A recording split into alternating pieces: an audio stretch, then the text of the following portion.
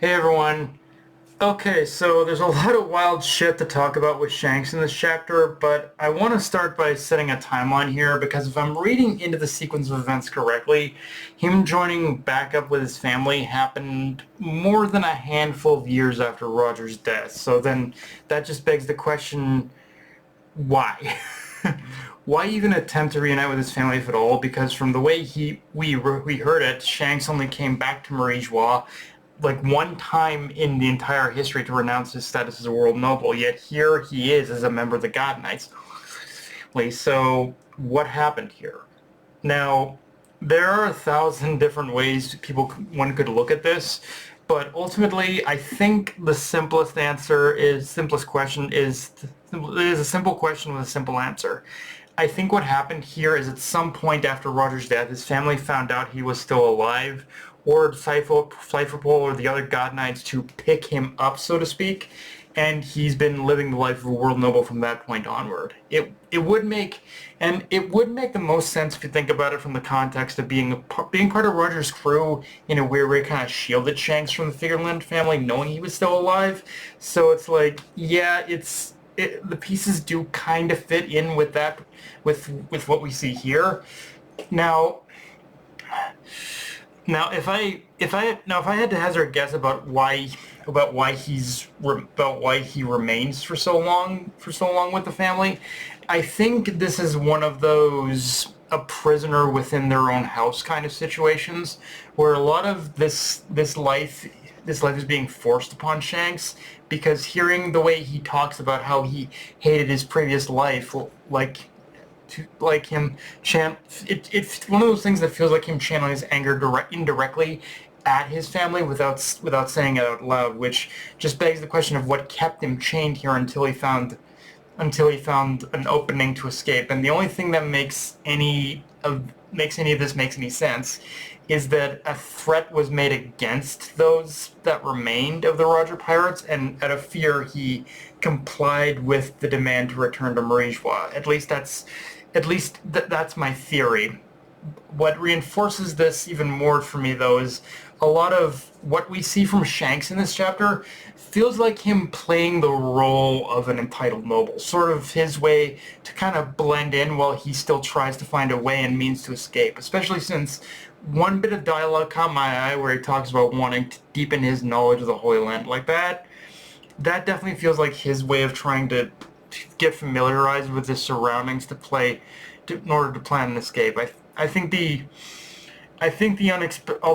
the unexpected tipping point where he finally decided to just book it out completely was Shanks probably discarding his plan to use Harald to subjugate the people of Elbaf, and it was at that moment in time where whatever the initial circumstances were for returning to Marie-Joie, like Shanks immediately abandoned all of it for the sake of trying to warn Harald, but ultimately it was too late. Which, on that note, there's definitely a poison pill in that offer the elders made to Harald with this sea contract bullshit, and I bet it started when he was offered to be, and I bet the point in time where where Emu especially made his move is when Harald was offered the chance to become a full-fledged God Knight, and that's where Emu like moved in and took control of Harald. I imagine, like under the guise of making him a full-fledged God Knight, Emu actually took control of him. Um,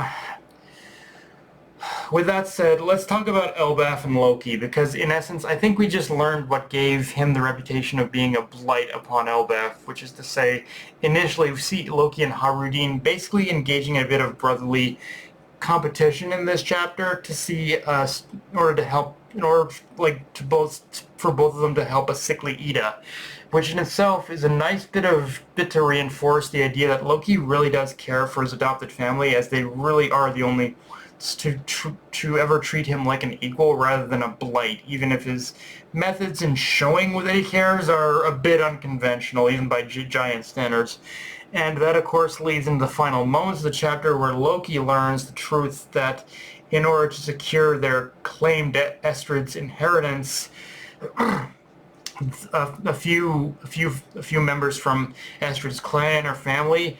They had basically poisoned Ida, and from there, in retaliation, Loki killed them. But his rage also caused him to burn down the village they were living in, proclaiming Ida as the only mother he's ever known and the only one who showed him what true parental love looks like.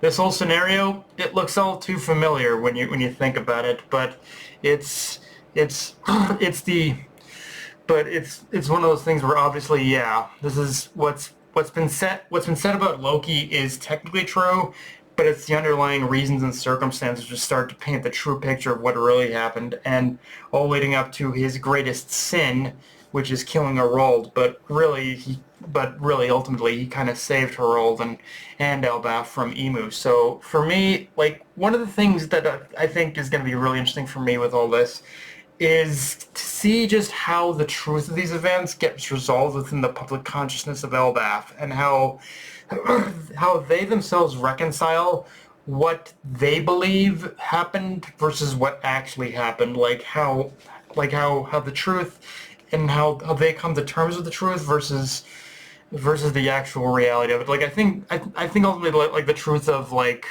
killing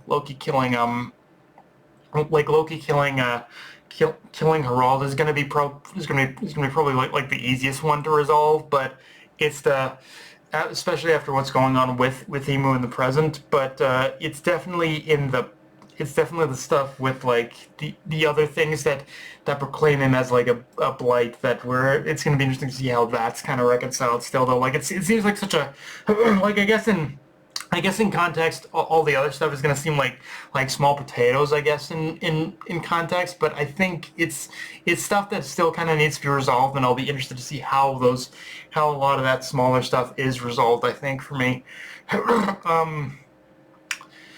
In between all that, though, I do like how this chapter does give us a lot of the finer points of Herald's legacy, like entrusting Saul to start the Walrus School, and even more simply seeing an established relationship with Neptune. Like little things like that, even more than the big ones for me, really add a lot of flavor to Herald's character.